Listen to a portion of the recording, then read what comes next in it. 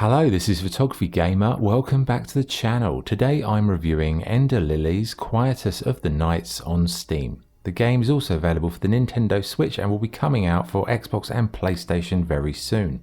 Ender Lilies, Quietus of the Nights is a dark fantasy Metroidvania developed by Livewire, AdGlobe, Tokyo and Montreal. You play as Lily, a priestess who awakens in a world overrun by the undead. The game sees you guide Lily through the kingdom to purify the lands. So, what is the game like to play? Well, after a short tutorial, you're free to explore the 2D world. In the beginning, you only have basic moves and limited amounts of attacks. Lily isn't a warrior, she's a very delicate character, so the combat is dealt with by her spirit bodyguards. You start with one, but then as you defeat bosses, you can equip these spirits and use them to defeat the blighted enemies. Lily can jump, dodge, and later on she'll gain abilities to parry, swim, and several other traversal skills. Relics offer you additional buffs once you locate them in the game world. Lily can also pray to recover health, but only a limited amount of times. In terms of gameplay, I'd say it's more focused on combat than anything else. Yes, there are platforming elements that become more complex as you progress, but the levels are quite easy to navigate and most core challenges come from the enemies themselves. There's a pretty good variety of foes, from wolves, poisonous slugs, crows, shamans, witches, knights and many more. But the one part of Ender Lilies that really sets it apart from other games in the genre are the spirit bodyguards. When you kill a boss, you purify its spirit, then you can equip that spirit and use it to defend Lily as she continues her quest.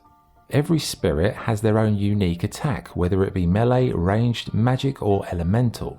But they don't last forever and some spirits have limited usage, so you've got to choose your loadout wisely.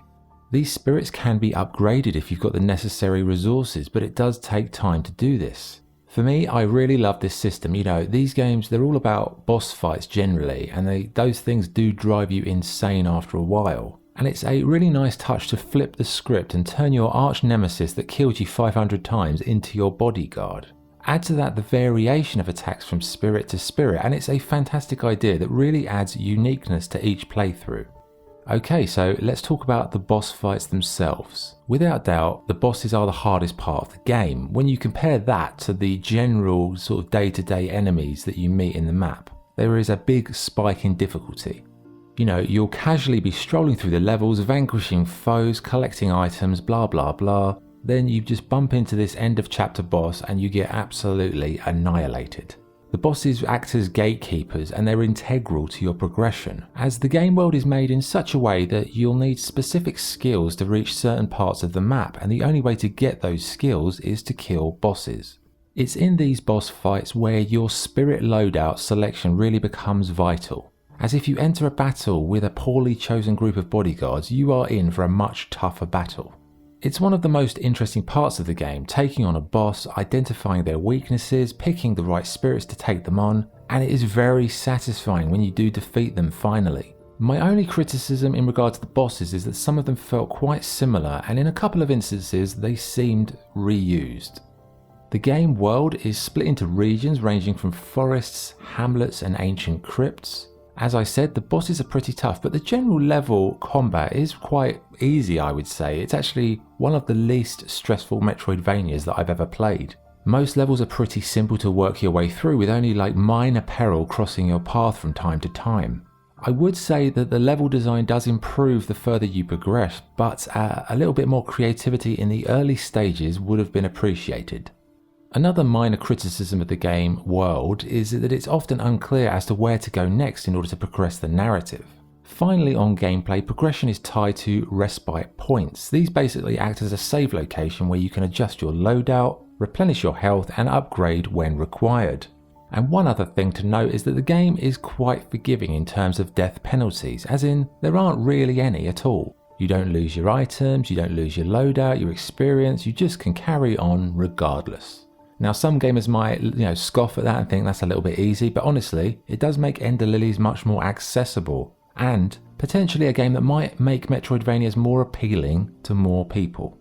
Graphically, the game has a really beautiful, detailed, dark fantasy vibe that's very easy on the eye. The characters are nicely designed, the environments look good, but perhaps the actual level design itself could have been a little bit more elaborate. In terms of sound, the effects and general ambience are very good. The music, although very pleasant for the most part, doesn't quite suit the scenarios all the time. You know, it's not a fully adaptive soundtrack.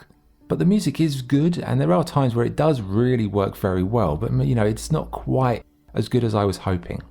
Okay, what's good and what's bad? What's good? The ability to use defeated bosses in your loadout is a fantastic idea, and it's one that adds a huge amount of variety to the experience. The larger bosses are a genuine challenge, the art style and music are beautiful, and it's quite a streamlined, accessible, and easy to pick up and play game. What's bad? The general levels are pretty simple to work your way through, the game has no real death penalties, and the level design was a little bit simplistic in the first third of the adventure. So, what is the verdict? Ender Lilies is a good example of the Metroidvania genre. It's got an interesting story, good characters, and an innovative combat system where defeated bosses become your allies. Yes, perhaps in terms of platform adventuring, it's not up to the standards of something like Ori, but the combat spirit system makes up for that shortfall. I would say you do have to enjoy challenging bosses to get the most out of this game though. But for me, I never got too frustrated, as usually the reason you get stuck is because you're not using the right spirits for the right boss. I'd say Ender Lilies, it's a good entry point game to the Metroidvania genre. It's not the hardest example of this type of game. It's forgiving, barring a few boss fights, but you know, you will find yourself working your way through the game relatively quickly. So would I recommend it? Yes, I definitely would recommend it. If you like these 2D side-scrolling adventure games, then this is a really good example of that type of game. It can be a little bit too simplistic at times, you know, if you're a hardened Metroidvania player, but it is still absolutely worth a go.